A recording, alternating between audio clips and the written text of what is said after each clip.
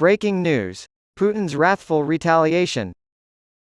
18 people, including pilot Yevgeny Prigozhin, co-pilot Dmitry Utkin, passenger Valery Chekalov, and 3 other crew members, perished in a plane crash northwest of Moscow on August 23. Chekalov was a trusted senior aide to the Wagner Group's controversial co-founders, Prigozhin and Utkin. When Prigozhin staged a brief rebellion against Russian President Vladimir Putin in June, he made headlines. He didn't publicly acknowledge his membership until late in the year 2022. By that time, it was a crucial part of Moscow's plan for Ukraine. The Wagner Group played a crucial role in taking several eastern Ukrainian strongholds, including Soledar and Bakhmut. By the close of 2022, the latter city had been reduced to rubble. However, Prigozhin had been critical of Russia's military leadership even before the attempted mutiny. Both the beginning and the end of the failed uprising are shrouded in mystery. The Wagner Group fighters fled to Belarus, ostensibly to spare Russian lives. Putin's rule has continued since then, largely unchallenged in public.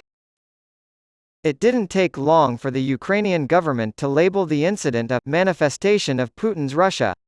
Vice President Joe Biden of the United States was not shocked. Putin's approach to critics and rebels is implicit in his earlier comment that he would be careful about what he ate if he were Prigozhin. U.S. Secretary of State Anthony Blinken put it more bluntly.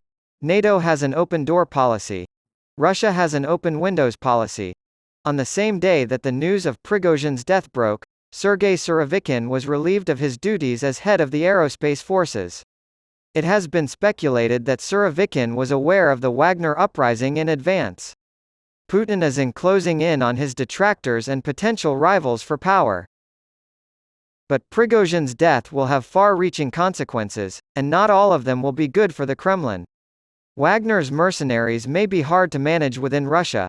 Without direction, their actions could be chaotic. It's also hard to tell how much of a factor the Wagner Group is in achieving Russia's geopolitical goals. The Wagner Group is a paramilitary organization with extensive business networks that allow for various operations in dangerous hot spots, such as resource extraction and smuggling, despite its frequent use of corporate terminology. The Central African Republic, Mali, Libya, Sudan, and Syria are among the other countries where it has been widely linked to operations alongside Ukraine. Everything it does strengthens Russia's international presence and undermines Europe's traditional role in the region. Without the help of the Wagner Group, the Kremlin's geopolitical goals are highly unlikely to be achieved. It may not have the same level of experience, connections, or insight as Wagner's operatives.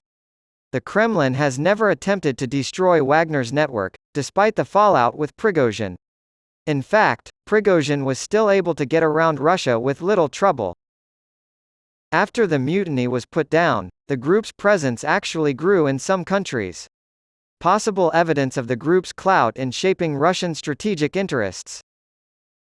The loyalty of the mercenaries will need to be earned by the Kremlin in the post-Prigozhin era, and that will be no easy task. The dangers of an unhappy military complex are not lost on Putin, that much is certain. This week's events suggest that there may be tension and a desire to consolidate power among Russia's military leadership. Putin's inner circle is growing increasingly insecure, despite his undeniable show of force and influence.